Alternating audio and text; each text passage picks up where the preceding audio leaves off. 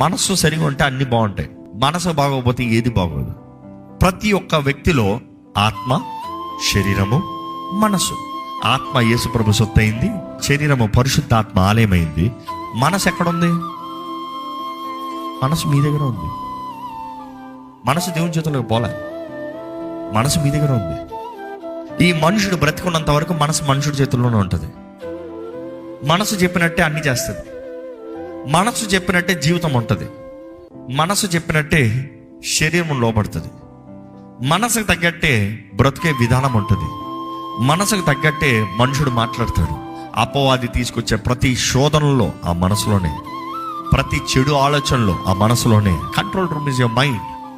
శోధనలు, తలంపులు, చెడు కార్యాలు, గర్వపు తలంపులు, అన్ని శోధన కార్యాలు, అశ్లీలమైన దృశ్యాలు, everything is in your mind.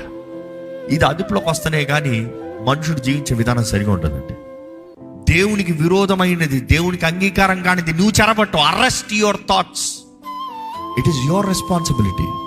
ఎందుకంటే అపవాదికి నీ మనసు పైన అధికారం లేదండి. చాలా మంది అనుకుంటారు అపవాది నా మనసుని దాడి చేస్తున్నాడండి. అంటే నేను అడుగుతాను, ఎందుకు దాడి చేయనిస్తున్నావు? వాడికి అధికారం లేదు, నువ్వు అధికారం ఇస్తేనే వాడు దాడి చేస్తాడు.